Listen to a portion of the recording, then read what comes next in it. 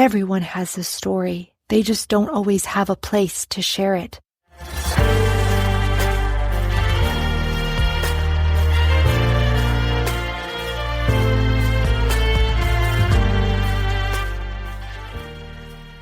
And welcome to I Need Blue, the podcast about to take you on an extraordinary journey where profound narratives come to life, one captivating episode at a time. I'm your host, Jennifer Lee, and I founded this podcast because I know there is healing in sharing. Each story you will hear shared on this podcast is a testament to our collective strength, innate ability to transform, and the incredible power of healing. Please remember, you are never alone. Please visit and share my website with those seeking connection and inspiration. www.ineedblue.net. Thank you, Shargood, for composing and performing the introduction medley for I Need Blue. You can find information about Shar on her website, www.shargood.com. Before starting today's episode, I must provide a trigger warning. I Need Blue features graphic themes, including but not limited to violence, abuse, and murder, and may not be suitable for all listeners. Please take care of yourself and don't hesitate to ask for help if you need it. Now let's get started with today's story. I met my friend and today's guest, Michelle, while networking. I watched her walk around the restaurant, greeting friends, smiling, and handing out books to people eager to support her story. I was curious about this author and her journey. Today, we honor Michelle's daughter, Maddi. She died at the young age of 17 from shallow water blackout. We will discuss what shallow water blackout is. For years, Michelle dealt with grief and battling suicidal tendencies. Her everything, her best friend, her biggest advocate and cheerleader, and her precious baby girl were gone. The grief was debilitating. Finally, in 2023, she bravely decided to surrender to living. Since then, she has been committed to living. Yesterday, October 24th, I celebrated Maddie's 24th birthday with Michelle and a group of amazing people. We sang happy birthday, blew bubbles, ate cupcakes, hugged, celebrated, and supported two amazing women, Maddi and Michelle. Michelle has published a series of books about navigating loss and healing, and another insightful book about what not to say to someone grieving. We will discuss her books, and the links will be in the show notes. Michelle, thank you for being my friend, and welcome to the I Need Blue podcast. Thank you back, and thank you for being my friend as well. I really do appreciate you. Absolutely. I'm so glad we connected, for sure. I'd like to begin today's episode. Let's talk about Maddi, and then we'll go from there. Well, I think, when I think about Maddi, I just think about the lessons that she left behind for me, the ways that she made a real impact on my life. One of the ways was just her sweet, gentle, loving Christian. She was innately Christian. She was born a Jesus follower, and I never really had to teach that to her. And in fact, she was always teaching that to me because we lived in Castle Rock, Colorado at the time. That's where I raised her. And we often had to drive into Denver for real estate meetings or whatever. If you've ever driven in Denver, the traffic is horrible. And, I was always in a hurry because that child was always late. So I was always in a hurry and rushing through traffic, and I'm, cussing someone out one morning. And she said, "Mom, you need to stop that. You have no idea what that woman has been through already this morning." She said she could have been beaten by her husband. You don't know. And now you want to make her life worse because of traffic? She was like, that just doesn't make sense. You need to stop that, Mom. So little things like that, she was always putting me in check where life was concerned, or Christianity, or being the better person, or learning to live in the moment. She was diagnosed with cancer at 4.5 years old. She had acute lymphoblastic leukemia. And it was hard for her. We did medicine 3 times a day sometimes. And at 4.5, I had to crush up her meds and try to hide them in something, which never worked. I don't know if you've ever done that before, but it tastes horrible. She would throw up over and over, and I would say, honey, we have to do it again. I'm sorry. But what she took away from all of the suffering was to live life at the fullest. Even at 7 years old, she was advocating for live in the moment, be happy we're here, be grateful for life, for every breath. And God bless her. That I thought that would take her, the cancer. And she told me, no, Mom, that's never going to take me. It's never coming back. Sure enough, it was not cancer that took her. It was the shallow water blackout. So she was just always teaching me how to be a better person. And I think she still is from beyond now. Yeah.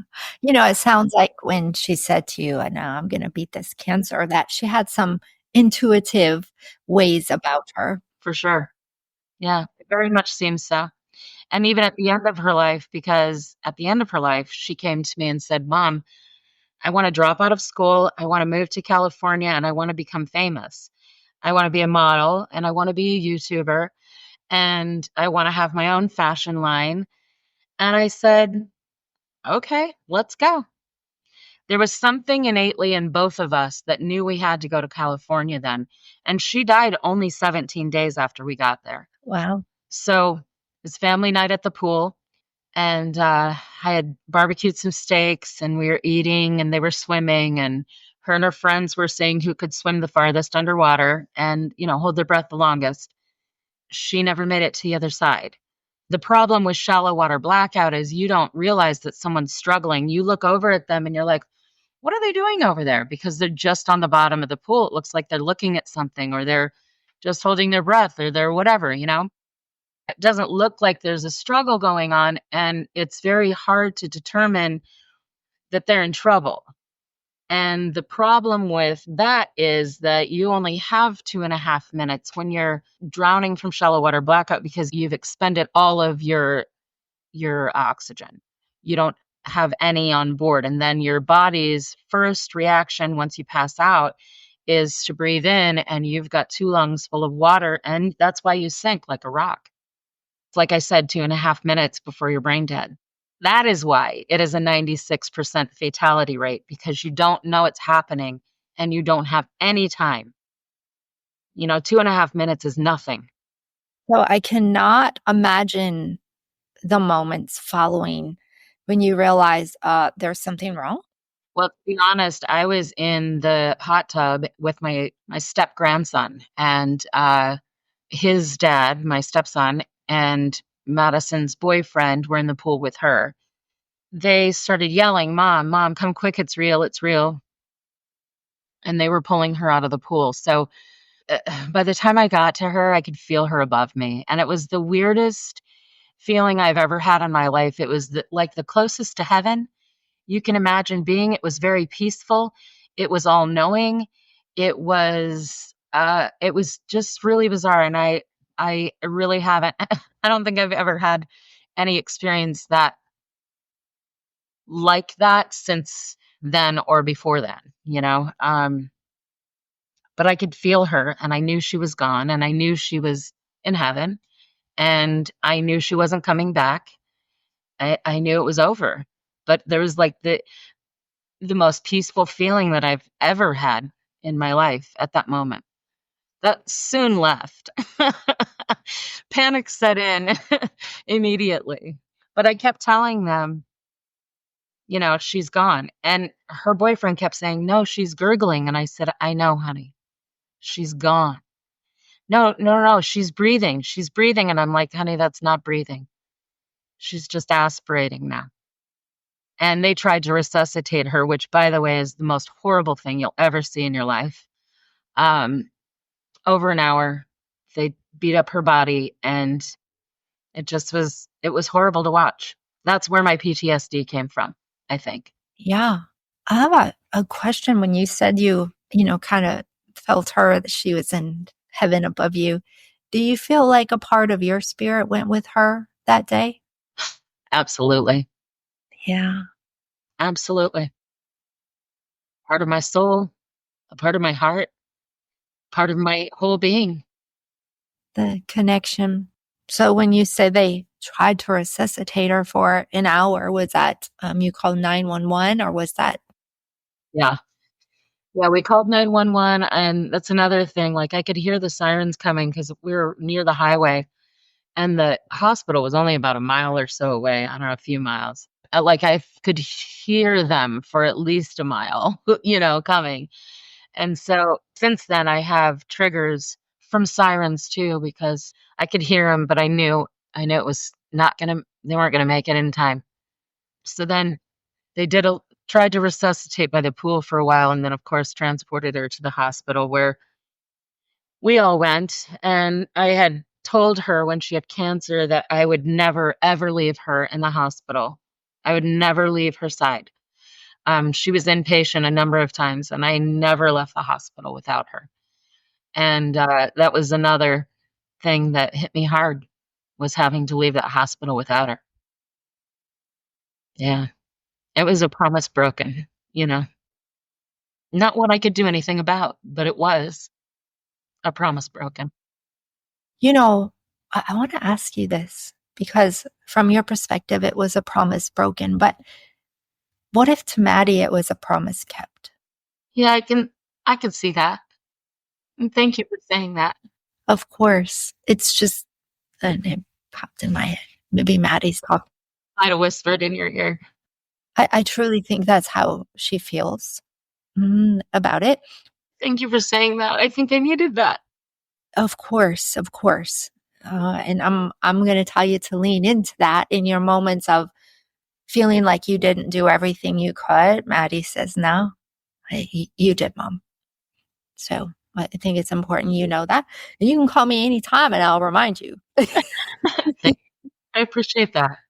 Of course, of course. So this began a whole new way of living with loss, with grief. PTSD. Yeah. How did you cope with that? The support system you had? I know one of the books was very well written about what not to say to someone grieving. It's fascinating. But if you want to go into that a little bit right now, I think it would be appropriate. Yeah, so, I mean, first, I just wanna say that all of the people that have been in my life and are not in my life anymore, I don't have any ill will or anger or anything like that. I understand that this is a grueling process, and not everyone can handle it. Not everyone can handle the emotions and the anger and the disparity and the just constant, I guess, dysfunction, you know, that comes with grief. And I don't know all grief. I know losing my daughter. That's what I know. I not that I haven't lost other people, but it just didn't hit me like this. Not that I was cold or calloused or anything like that. I just life and death, it's all part of it, right? And I'm a logical person until this happened, and not near as logical, although I am. There's like a side of me that's I get it. And I think that's the side of me that has pulled me up again. The emotional side of me pulls me down. But yeah, I have lost most of my friends that don't know grief. I still have a wonderful amount of Facebook friends that are very supportive. Okay. And I say Facebook friends because, we don't hang out. They don't come and sit with me when I'm bawling. They don't see me on the daily where I am going through the whole roller coaster of effects.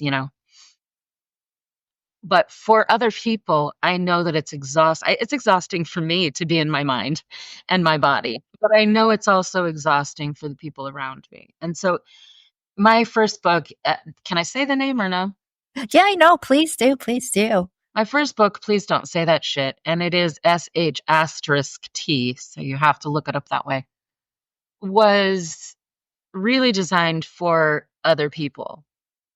I think that people that are grieving get a kick out of it because I am pretty raw and I'm pretty sarcastic and I'm angry. I wrote it at a very angry time. I had had my last straw.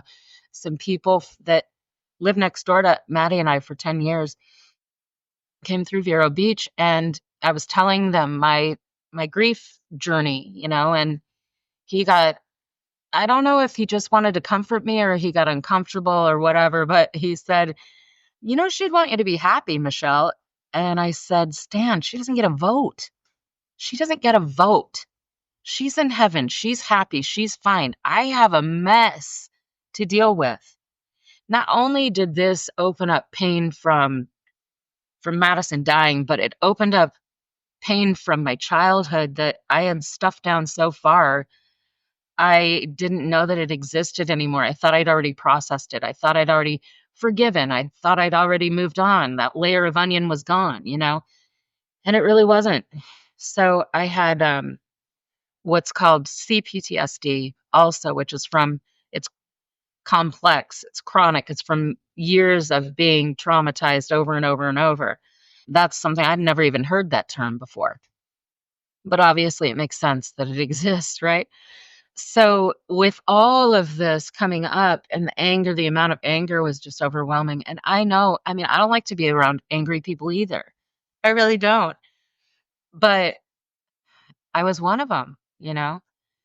So, writing that book helped me get all of that out. And it helped me say to the world, listen, there's things you should say and there's things you shouldn't say. Because it's really about the griever now. It's not about the person that's in heaven. It's not about the person that's all settled and they're all done. They're fine. They're fine. It's the person left behind that has so much to filter through and so much to go through. And you don't even know, like me, they could have had a horrible childhood and all of that comes out with their grief. And here we go. It's deep and complex and it's there and it's coming out this time. There's no stuffing it when you hurt this much. You just can't. In regards to all of the things that you said were coming out, what one surprised you the most and was like, oh, I didn't know that was there. I didn't know I was going to experience this.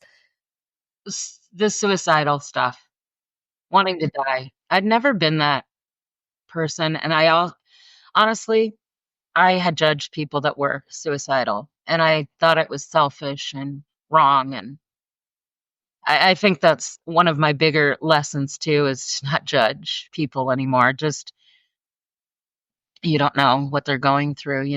But it surprised me a lot that I could get to a point where I was planning my own death. I've just always been a happy-go-lucky, deal with it, 24 hours, process it, brush it off, get up and go. And that's who I was before this buckled my knees. Yeah. Can I ask, how did you get out of the mindset of I want to kill myself? Well, the second book had something to do with that. And that one is Befriending My Grief Monster. After I wrote the one about, how to talk to us, then I wrote the one about how we get through this. And I swear it was God writing through my hands because I have to go back and read my book again. I've read it 4 or 5 times. I have to go back. When I get funky, I have to go back and read my steps again and read what works again and, you know, implement that in my life again because we get busy in life and we forget our scheduled things that help us be lovely human beings. Absolutely. We forget to be intentional. Yes, intentional, right. So that's kind of how it started. And then I also found ketamine therapy. Couldn't have done any of this without ketamine therapy. I started ketamine a year and a half ago, and then I wrote these books just a year ago. So I've probably been doing that for 6 months before my brain actually started working enough I could put 2 words together, which, it's all cyclical, right? I had the PTSD. I couldn't stand leaving the house. I couldn't stand what people were saying to me when I did leave the house. So that would trigger me. I isolated myself. Then I became so depressed that I was suicidal. And then I was so suicidal. It just was, you know what I'm saying? I couldn't get a grip on it. I couldn't make the cycle stop. Once I started ketamine therapy, it started breaking the cycle. It started healing my brain. The PTSD was less, the anxiety was less. I started to feel joy every once in a while again. I hadn't felt joy in, shoot, 3, 4 years, not even, I couldn't even feel a moment of joy. I could feel a moment of, well, that doesn't suck, but I couldn't feel like, wow, this is awesome. Thank you, God, and that's a very, very different place. Right. And the ketamine came from a doctor or a therapist. Absolutely. Yeah. Absolutely. Yes. By the way, and I say this many times because people say, "Oh, isn't that what Matthew Perry died from?" And I'll say it again right here. No, he died from drug addiction. Ketamine might have been the end all be all, but he died because he was using it inappropriately the way he did. So, anyway, that saved my life. So I have a very different feeling about ketamine than some people do. And I think it needs to be clarified. Absolutely. Yeah, I wouldn't be here if it wasn't for ketamine.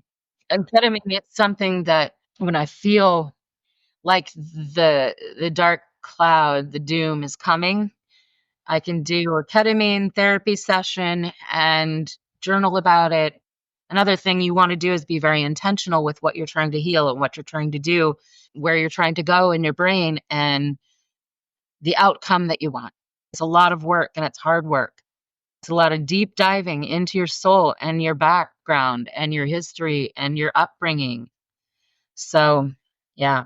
Absolutely. And I always have said, if you go to therapy and it's easy, you're at the wrong therapist.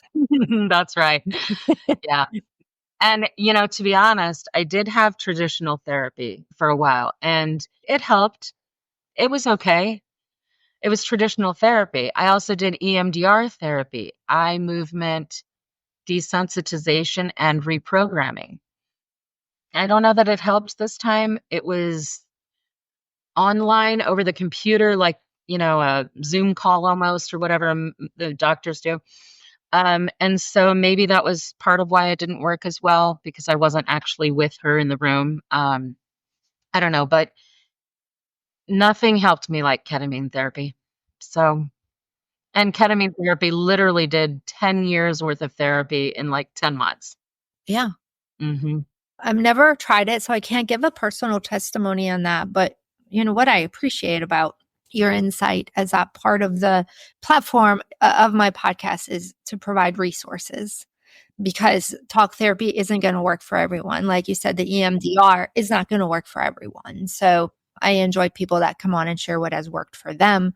And like you said, work with a therapist, a doctor, with anything, because I am not a doctor or a therapist. I'm just here to share options from people. One thing I found interesting is the order of your books, because the first book you wrote was for other people. The second book you wrote was for you. Most people would probably do that backwards, right? There was a straw that broke the camel's back that day, though. Stan opened me up. And thank you, Stan, because he probably helped the world. I had one too many things said to me. My book actually has on the left-hand side what someone has said and what my thought was in the moment. And thankfully, I didn't say those things most of the time. And then why it doesn't work. And then on the right-hand page, you have on the flip side what you can say to somebody who's grieving and why it works, why it's beneficial, why it builds a bridge between the two of you and helps, you know, a foundation form that is secure and loving and you can heal together. And I think we all have things to heal. So I really think that's important to do it together. But yeah, absolutely. And I don't think the healing ever stops. No. Because when you think you've healed one thing and maybe you did, then it's life. You get curveballs. whenever you deal with people, something new comes up. But it's really about finding the healthy ways Yeah. to get yourself better. Another aspect of the healing for me was meditation because I had such high anxiety, so many triggers.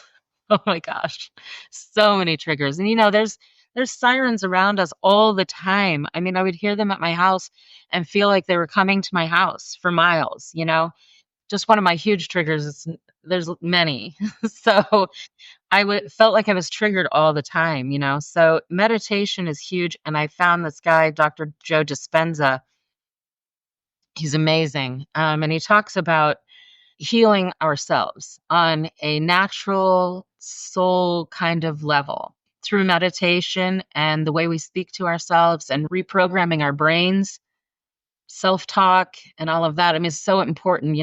I used to wake up every morning and think, oh my God, I woke up again. And that was my first thought. And my second thought was, oh my God, Maddie's still dead.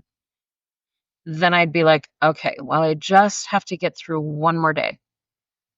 That would be like setting myself up for a horrible day, traumatized day, for a day of doom and gloom and misery and depression and just wanting to die. So I had to change my morning routine, and I knew that. But I learned that through Joe Dispenza. I had to change my morning routine. So now I wake up, and before my brain gets too awake, I'll meditate and do something positive for my brain the first thing in the day. I like Deepak Chopra, and he has 21-day meditation challenges, which have also saved my life. I did the 21-day challenge over and over and over, and I just start over again. And he talks about gratitude and being grateful for your day and having grace. And so hard to be grateful when you wake up thinking my daughter's dead. So that's something you have to force on yourself. You really do. You have to make a choice. It's a choice. And it's not always easy to make that choice. Sometimes I'm like, you know what? I'm just going to choose to be mad today because that's where I'm at, you know? So It's about honoring your feelings, Sometimes you can't always fight them because that's exhausting. it is. Yeah, sometimes you just honor them. You have to. I feel like you have to schedule the honoring because it helps you to get it out, to have that time and be able to honor your anger. And this is why I like smash rooms, right? Because you can schedule your anger release. I love these kinds of tools. I think they're amazing for healing, you know? Never done it, but I I'd probably be pretty good at it. I think everyone would be, anyone that's got a little bit of anger anywhere, you know? I love the scheduling. I haven't had anybody say that. Scheduling, the time. Yeah. Yeah, honor your emotions, especially somebody like me who's a little structured. I am probably more committed. Even if it's 15 minutes in the morning, or you take Tuesday off and you do a half a day, or of just self-care and honoring all of the feelings that come up and just let them come up, dig in with journaling. Journaling has helped me. Journaling is a huge part of why I'm better, getting it out. And I say, even if, because like I get, my hand falls asleep. And so I can't always write anymore with a, pen and paper. So I use my phone and blah, blah, blah, blah, blah, blah, blah into my phone. Some of my books were written through me just speaking through my phone because I couldn't write anymore. I couldn't type anymore. I was like, ah. Well, and that's something great to do when you're walking, because walking is good for depression and just getting out of the house and having that fresh air and the sunshine or the snow, depending on where you are. I used to float on the pool and I did have my phone and I would just, get in my floaty, have my little drink and my phone and just go to town. Just let it all out. Another thing I've really enjoyed is, see, I moved to Florida from Colorado 3 years ago. Maddie's been transitioned for 6 now.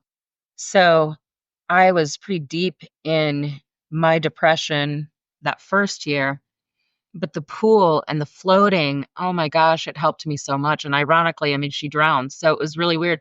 I was always scared of water. I didn't hate water. I hated being in water. I like being on the side of water. I love water when it's on the side, you know? But even our trips, because after Maddie had cancer, she was like, we need to travel and go somewhere and appreciate life and find joy and blah, blah, blah, right? So we travel, travel, travel. Always had to have the pool, the ocean, and the palm trees, wherever we went. It had to have those three ingredients. So after the first time or so, she would say, Mom, get in the pool with me. And I'm like, honey, I don't like to be in the pool. It makes me pruny and I don't like it. I like to sunbathe. And then when I get hot, I get in, I dip, I get out. For all of the years that we traveled, we had to have a girlfriend go with Maddie so that she could have someone to play in the pool with, and I could be on the side of the pool. But ironically now, and it's weird because right after she drowned in that pool, I think it was the next day, or maybe it was 2 days later at the very most, that I went back to the pool and I sat on the side right where she drowned. And I had to make peace with the water because I knew if I didn't, I would never look at a pool again. And that's a memory of Maddie and mine that is our whole life. Something that has given us both peace, the pools and the water and the ocean. And she's a fish. She was a fish. She was a solid swimmer. I had to be friends with water again.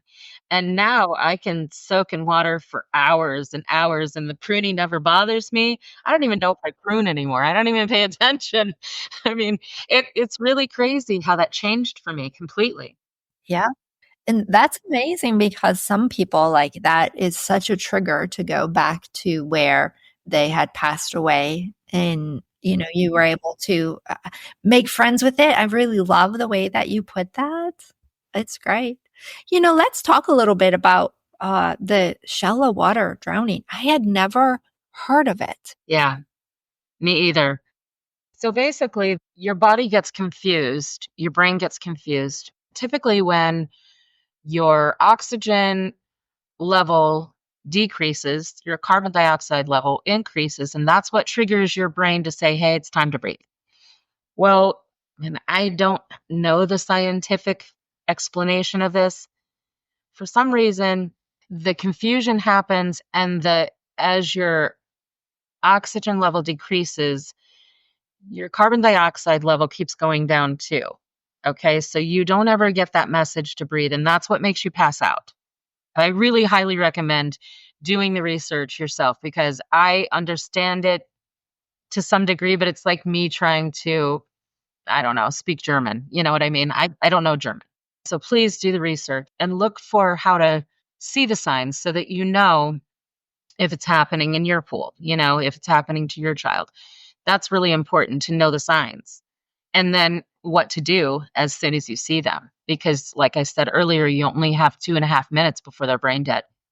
The buddy system is highly recommended. And if you're going to be holding breath, do it with a buddy that's not holding his breath at the same time, his or her. Do it with a buddy that's going to watch and make sure that you don't pass out. And then you switch. But you don't do it at the same time competing and not knowing what the other one's doing or if the other one's in trouble. That competition thing that has to stop. When there's no supervisor, it's and you don't think you have to supervise your kids when they're 18 and in the pool in 3 feet of water, you know? And she could have stood up. 3 feet of water. But obviously, when you pass out, you can't do anything. So it also happens in diving, and I honestly don't know though, if it's more common or not. I would say though that those are the ones that are commonly called shallow water blackout. Maddison's autopsy said she drowned. So you don't really have solid statistics on how many drownings in a pool are shallow water blackout. Yeah, thank you for sharing that. Is there anything else you would like to share that maybe I have not touched upon today? Well, I think I would probably want to go back to the suicide thing and just say, if you're so depressed that you don't want to live anymore, you want to take your life, first of all, no judgment. If you're not someone who wants to take their life, stop judging people that do, because you just don't know their pain and you don't want to. Trust me, you don't want to know their pain. I would say if you are someone, just there's so many outlets, and there's hotlines, and there's people out there that really do care. And I know I've seen some uh, statistics on how many times, and I can't remember them off the top of my head, but how many times it goes unnoticed because people get sick of hearing, oh, you're just talking. You don't really want to kill yourself. You just want attention. You just want someone to, feel sorry for you or whatever. That is not the case. And I can't tell you how many times I had to reach out to people and say, I really want to kill myself. I really do. I had to have somebody talk me off the ledge. I personally, most of the time, chose someone who's lost a child to talk me down off the fence, because they can understand and they have empathy and they really understand what I'm going through. It's not like I'm telling someone I want to die that has never felt that before. That's the big thing. Find your lane. Find the people in your life that relate to you, that understand. Like, I mostly hang out with people that are grieving now because they get me and they don't say stupid stuff to me. They get it. That's where I've found comfort and healing and a place to fall. Basically, find your tribe. Find your tribe. Yeah. And look for it until you find it, so that you do have that support, because nobody wants to lose you. No mom wants to lose you. I get it too. I really, really, really get it. It's still very hard for me to want to live this day through. It's very hard for me to want to see this day through. I love nighttime when I get to go night and shut it all off now. And sometimes I have to take days where I just shut it all off. But reach out to the people that get you. Find them. They're all over the internet. What I appreciate about you and all my guests is part of the reason that we are here today is to let others know that they are not alone. Right. Right. And I love all of the advice that you give them. And if you are listening and can relate to Michelle, she's part of your tribe. Yes. Yeah. Yeah. And you can find me on Facebook. I am Michelle C. Butler. And I do workshops with grievers. I like to call them healing workshops instead of grieving. I think a lot of the grief support groups are all about grieving and not about focusing on healing. Not that we don't sit and talk about things that are bothering us or whatever. It's not like I don't want to say the word complain, but you know what I'm saying. Like, there's some negative aspects to it. There's going to be. We're grieving. But I try to bring in some positive tools to use for the people that join us, so that we have some ways to heal. We have a Center for Spiritual Care here in Vero Beach where they allow us to use the space so people from all backgrounds, all religions, all whatever can come and join us and we can heal together. It's really nice. And we need more of those. So just start a group in your community and find a place to do it for free, because that's what we need. We need to be a community and heal together. This is everywhere. We're not just select few that are grieving. It's a lot of people. There's loss of everything, loss of jobs, loss of parents, loss of spouse, loss of siblings. There's a loss of your memory. There's so many different losses that we all grieve, See where that takes you. That's helped me heal so much. Helping others has helped me heal so much. I understand that. Michelle, thank you for being my guest today on the I Need Blue podcast. Thank you so much. I really appreciate it. I appreciate you giving me a voice today. Thank you. Thank you for listening. This is Jen Lee with the I Need Blue podcast. You can find anything and everything about I Need Blue on my website, www.ineedblue.net. Please share this episode if there is somebody who you feel could benefit from this message. And remember, you are stronger than you think. Until next time.